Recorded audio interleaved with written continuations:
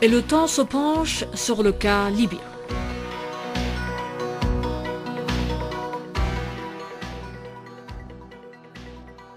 C'est ahurissant de voir à quel point l'organisation du traité de l'Atlantique Nord s'attendrit ces jours-ci sur le sort de ces centaines de milliers de gens qui servent de chair à canon aux tyrans tripolitains. C'est ahurissant, mais aussi révoltant,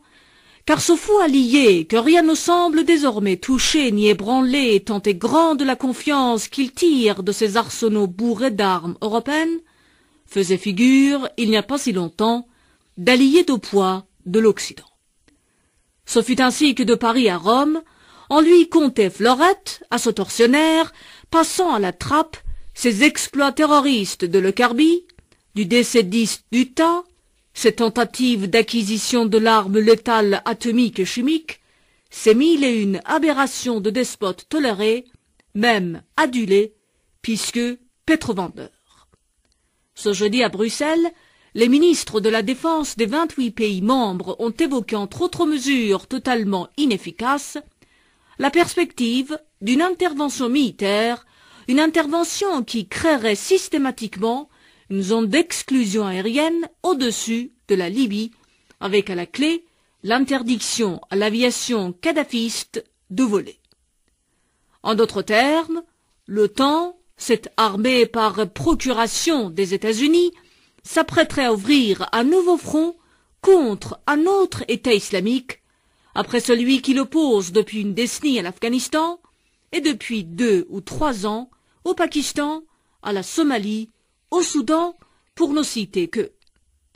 Que cet État soit aujourd'hui en guerre de libération contre un psychopathe longtemps encensé des 2 bords de l'Atlantique n'enlève rien en fait que toute intervention à caractère armé constitue une agression à l'encontre de la souveraineté libyenne. Les Français, les Anglais peuvent rédiger autant qu'ils veulent des avant-textes de résolution, ils peuvent même à la limite les garnir de toutes sortes de connotations humanitaristes. La guerre, c'est la guerre, avec tout ce qu'elle implique d'horreur, d'atrocité, d'abomination et de crime.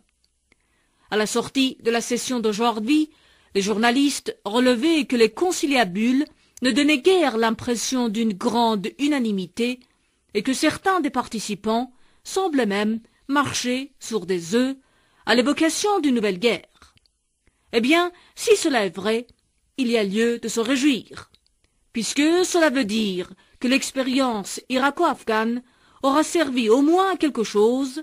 à faire comprendre au camp en face que le monde arabo-musulman n'a pas besoin de tuteurs, qu'il est majeur et vacciné, et que l'épisode colonial est à jamais derrière lui.